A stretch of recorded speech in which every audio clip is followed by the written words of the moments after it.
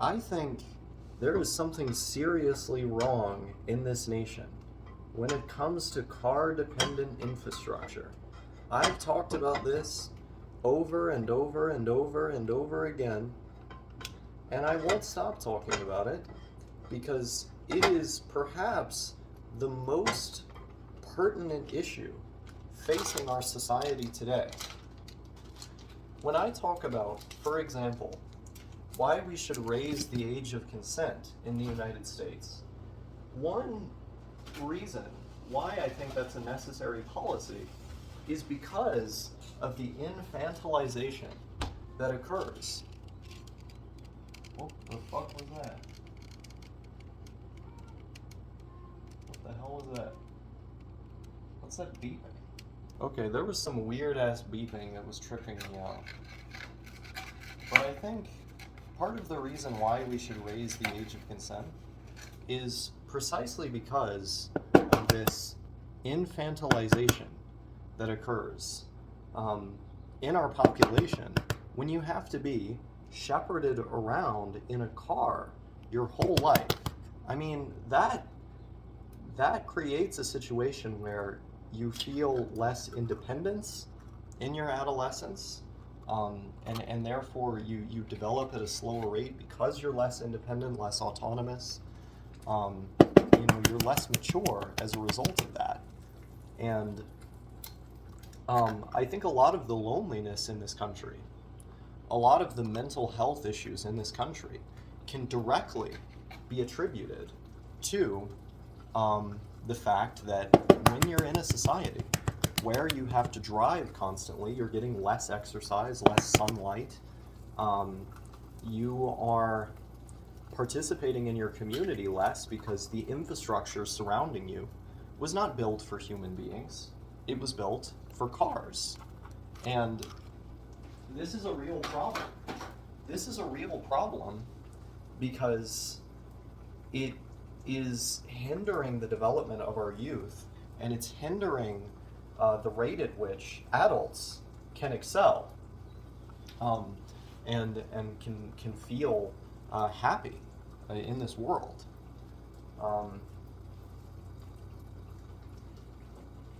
And this is how I connect this to the opioid crisis. Because if cars and the infrastructure that's built to facilitate the movement by vehicles were not in place, were not present, then we would have a situation where people would not feel such profound loneliness and alienation in the world, leading them to do things like, for example, abuse opioids.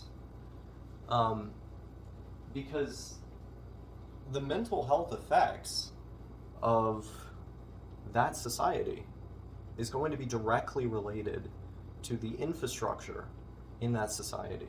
It's going to be directly related to the way that people get around. And the way that people get around is going to affect how they interact with each other, how they think about each other. And so when you have a society that's that lonely, when you have a society that's that alienated, there's going to be other problems, like, for example, opioid use disorder. Now, I've gone on record to say that I disagree with the notion that a neutral substance that can be used for either positive or negative means, for example, if you were to have a tumultuous surgery and you're in your twilight years, a small dose of one of these medications will likely help you. But of course, in a situation where someone is continually abusing these things, obviously it's a different case. So it can have positive or negative ramifications. It all depends on how the humans use these things. I disagree with the notion that a neutral substance can be considered a health epidemic. But I think it's useful framing because there is a health epidemic occurring today, a prevalence in despair, and the despair is so prevalent that it's leading to overdoses that have literally reduced the life expectancy in this country. Over the last couple years, each year the life expectancy has fallen. And so this is an incredibly serious issue.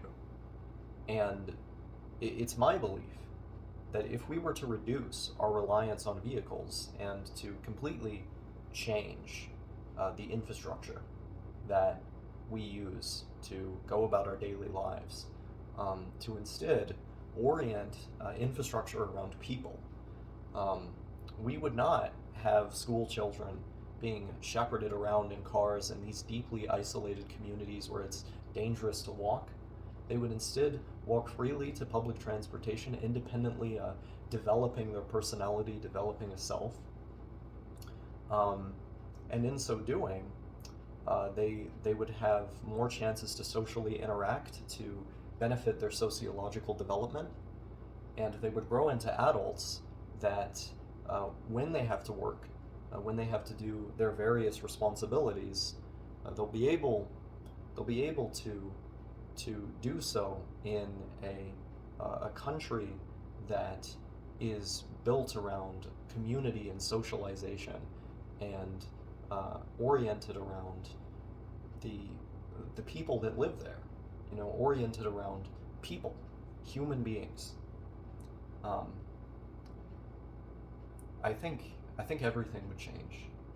There'd be less fatalities of the traffic kind, of course, but moreover, I think there would be less fatalities from diseases of despair. There's a really good series of videos by the YouTuber Echo Gecko, that specifically addresses why suburbs and car-dependent infrastructure are literally killing us.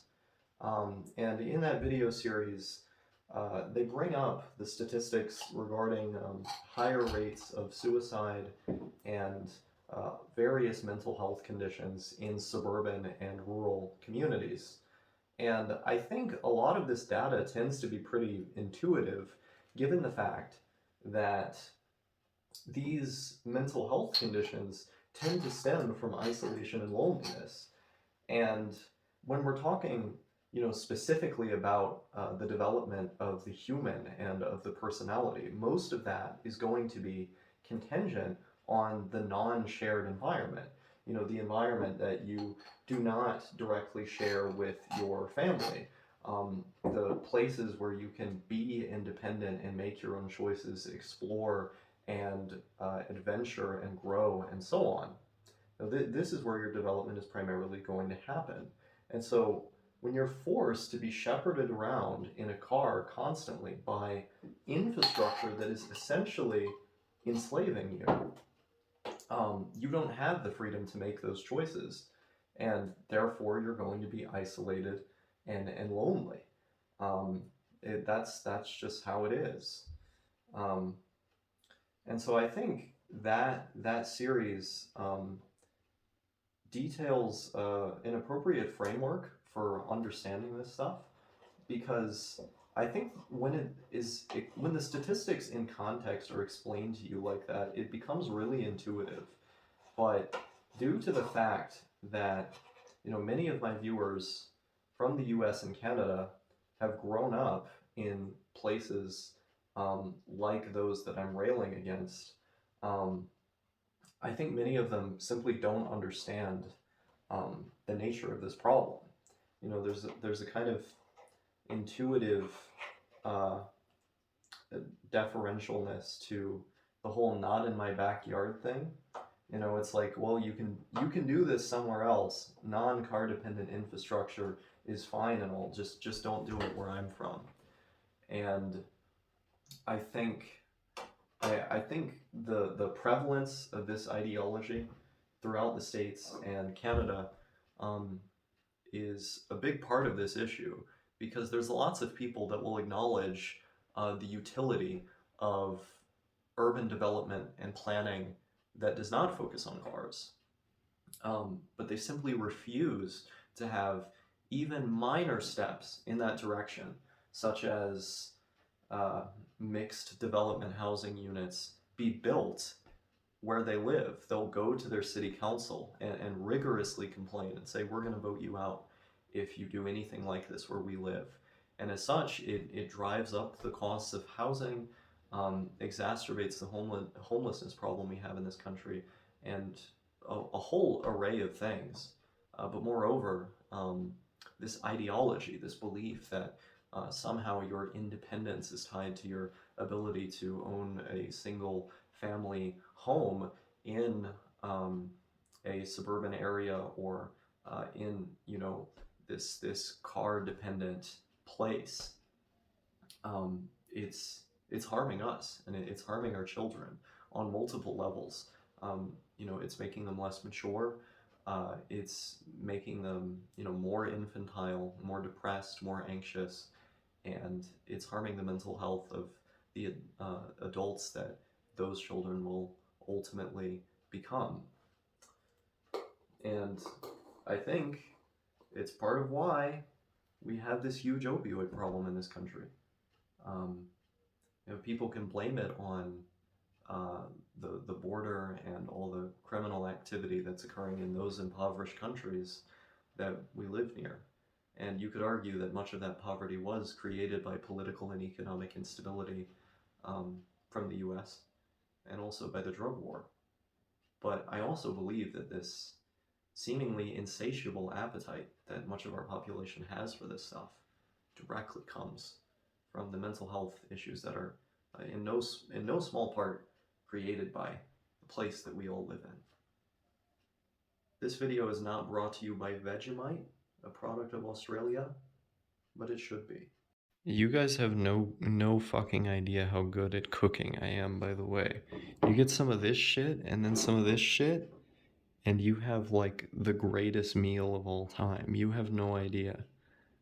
This is the best bread, by the way. Dave's Killer Bread. It's called Killer Bread because it's literally killer. It's so fucking good.